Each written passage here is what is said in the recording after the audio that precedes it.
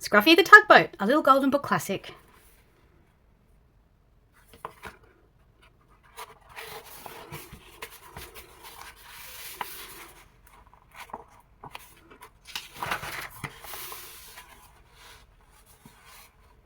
Scruffy was sad. Scruffy was cross. Scruffy sniffled his blue smokestack. A toy store's no place for a red-painted tugboat, said Scruffy, and he sniffed his blue smokestack again. I was meant for bigger things.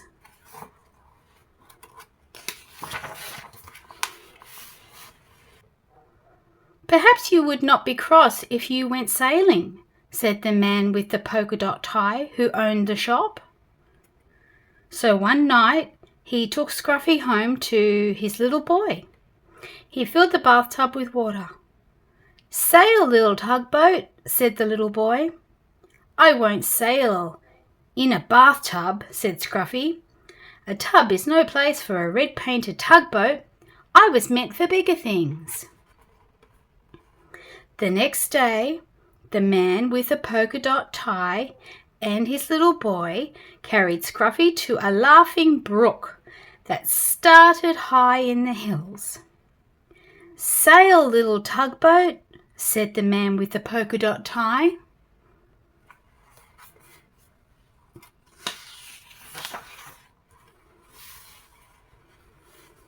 It was spring, and the brook was full to the brim with its water. And the water moved in a hurry, as all things move in a hurry when it is spring. Scruffy was in a hurry too. Come back, little tugboat, come back, cried the little boy, as the hurrying, brimful brook carried Scruffy downstream. Not I, tooted Scruffy, not I. This is the life for me.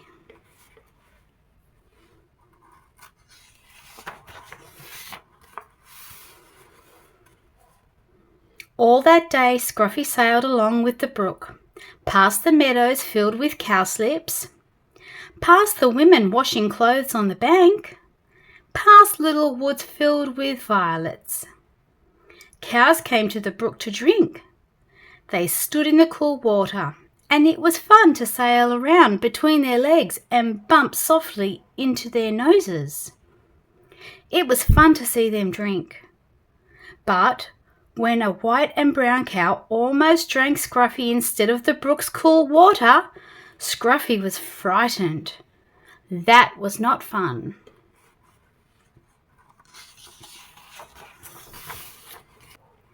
Night came, and with it the moon. There was nothing to see but quiet trees. Suddenly an owl called out, "Hoot, hoot!" "Toot, toot!" cried the frightened tugboat, and he wished he could see the smiling face of the man with the polka dot tie. When morning came, Scruffy was cross instead of frightened. I was meant for bigger things. But which way am I to go? He said. But there was only one way to go, and that was with the running water, where the two brooks met to form a small river. And with the river sailed Scruffy, the red-painted tugboat.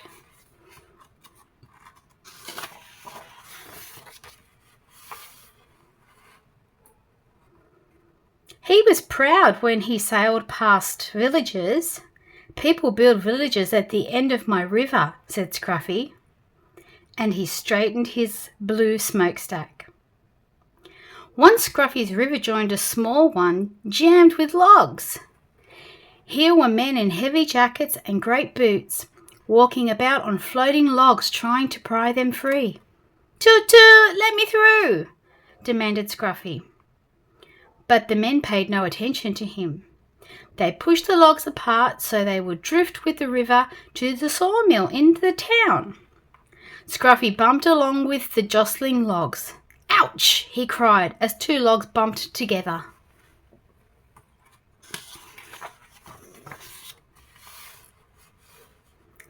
"This is a fine river," said Scruffy, "but it's very busy and very big for me." He was proud when he sailed under the bridges.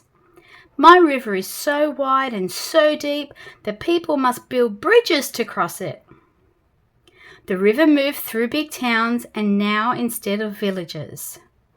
And the bridges over it were very wide. Wide enough so that many cars and trucks and street cars could cross all at once.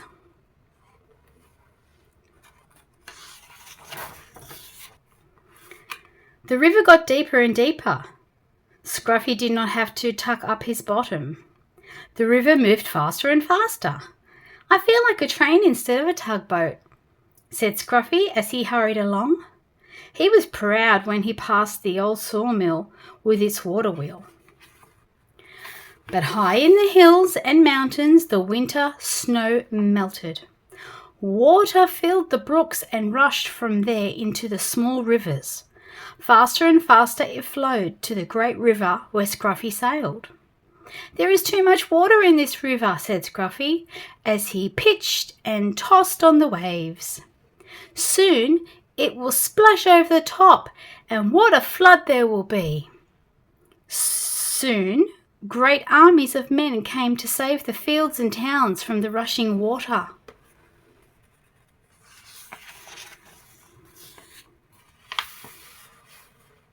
They filled bags with sand and put them at the edge of the river. They're making higher banks for the river, shouted Scuffy, to hold the water back.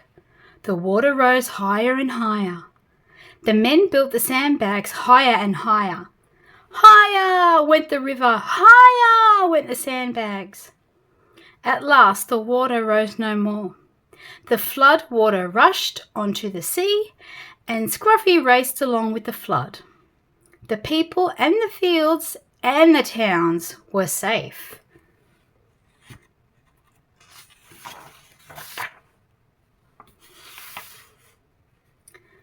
On went the river to the sea. At last Scuffy sailed into a big city. Here the river widened, and all about were docks and wharves. Oh, it was a busy place and a noisy place. The cranes groaned as they swung the cargoes into the great ships.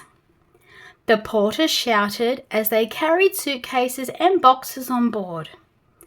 Horses stamped and truck motors roared. Streetcars clanged and people shouted. Scuffy said, "Toot toot!" but nobody noticed.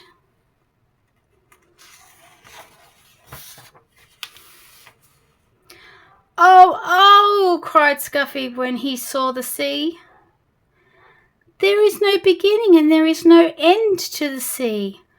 I wish I could find the man with the polka dot tie and his little boy." Just as the little red painted tugboat sailed past the last piece of land, a hand reached out and picked him up. And there was the man with the polka dot tie and his little boy beside him.